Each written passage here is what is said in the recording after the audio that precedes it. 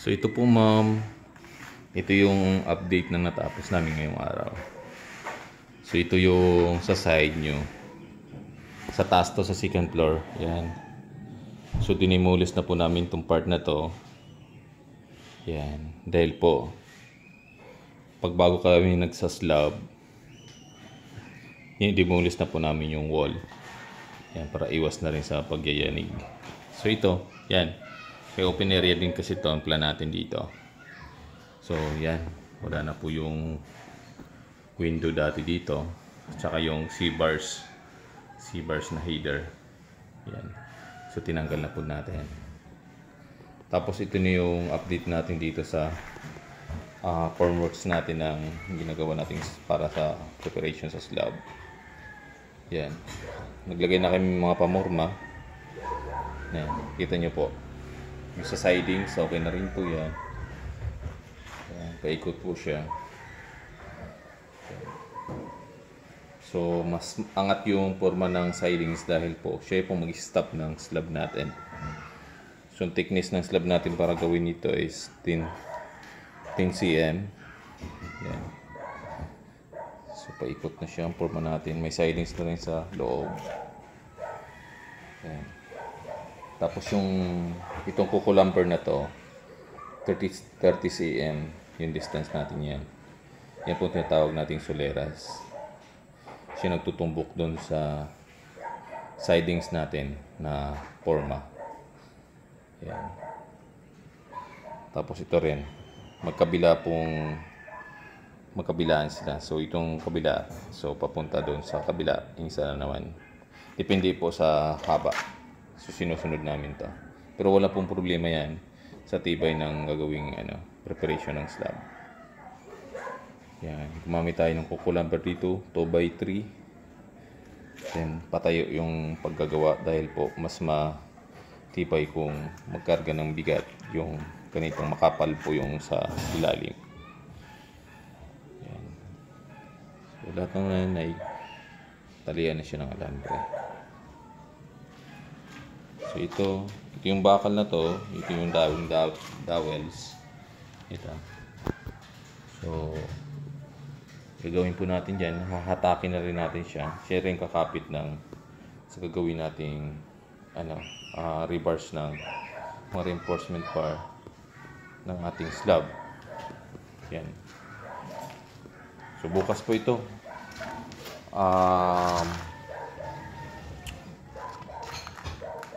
Subukin namin talaga siyang maslaban. So bukas may slab na po ito yung area na to. Meron pa kami ilalagay dito na shoring jack sa ilalim. Tsaka mga GI pipe. Ayan. Siya po yung magsasalaw ng bigat ng slab. Tapos mga clamp. Na shovel clamp. Para po hindi po gumalaw. Siya po yung kakapit. So bukas ma'am, mayroon na tong slab. Ready na rin natin yung electrical. Tsaka yung mga sa plumbing. Water line, yan. So, lahat po yan, ikakarga po natin. Ready na po siya. Pati na yung downspout. So, lahat po may mga abang po yan bago natin pagslaban. So, yan. So, paikot po siya. Malaki rin yung area dahil nga po, itong likod niyo is nasa 2.5 by 4. So, malapad po siya. Yan. Yan po yung ilalim. Hindi na. So, ang tinibag po namin ng lupa yan. Ayan. So, ito po ma'am, ito yung update namin ngayon. Thank you po.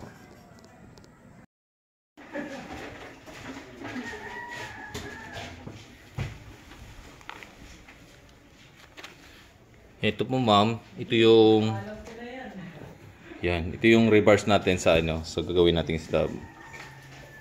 So, ito po yung bakal natin. Yan, 10 mm.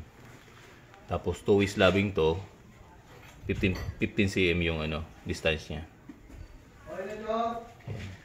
Walang pa dyan. So yan, kita nyo po. Ikotin ko po yung pagkuha. Yan, nakatali na siya sa biga lahat. Yan Tapos yan, sa dulo. Tapos yung nakikita yung mga pipe. Ito po. So ito, tinagusan lang namin ng hose. So ito yung dos na yan, Yun yung sa ventilation ng CR. Tapos yung press, yan po yung linya natin para sa exhaust fan sa ground floor, sa CR. Tapos meron tayo ditong tubig. Ito yung magsusupply ng dito kasi shower, yung washing area eh. So ito yung water line natin. So yan ang gripo. Tapos ito yung dos, yung floor drain para sa dos, itong dos na orange. Tapos yung tres na to, yan ang downspout. Siya yung sa inside gutter natin, sa bubong. Same din yun dito sa kabila. Yan, ito rin yun, downspout din ito. Tapos tong abang dito na tres na ulit. Ito yung sa rinse hood o saltuan sa ground floor. Doon sa kitchen nyo sa baba. So yan. Ito yung dowels natin. Ito yung bakal natin para sa wall. Yung bagong wall niyo dito. Dahil in-extend nyo po yung room nyo dito sa bedroom 2. Tapos yung laundry area na pagkasunduan natin, 180 ang finish. So ito. So meron tayo ditong 4 na CHB. Susunod, mag-aasintada tayo dyan. Tapos yung floor area na to, 180 by 4 meters. Hindi naman siya 4 meters, mga 3.8. Yun, magiging finish niyan. So, ito, makakapag-finish tayo ng 180 cm sa floor area. Dahil meron pa tayong wall doon sa dito. May firewall pa tayo rito. So, ang finish ng ito yung magiging laundry area niya pa. Yan. Ito. So, 180 by 3.8. Yan, ayun ang finish nun. Tapos, okay, patay ng tubig. Yan. Tapos ito yung towels. Yung mga towels. Yan. Wala kayong mapapansin ma'am na na sabi natin na junction box para sa mga electrical. Dahil meron naman tayong kisame sa ilalim. So yan nagtagos na lang kami dito ng pipe sa ilalim. Yan po yung magiging tagusan namin ng electrical. Tatagos din sa kabila. Yun, may orange doon. Yan. Yan. So, electrical okay. Preparation. Water line okay.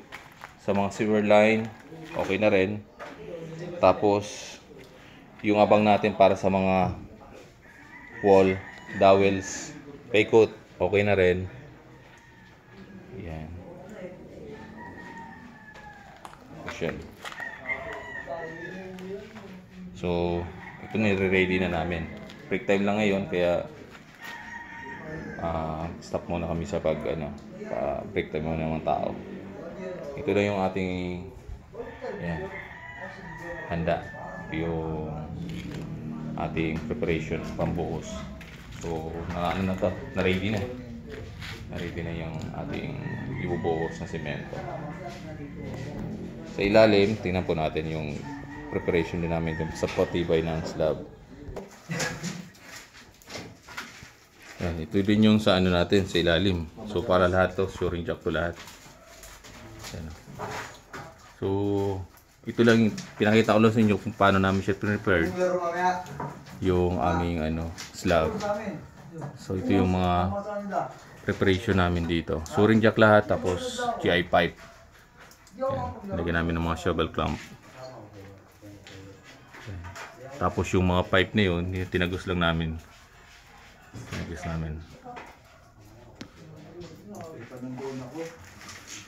So ito mamaya po, ibibideo ko ulit yung sa flooring na natin, sa pagbuhos na ng slab.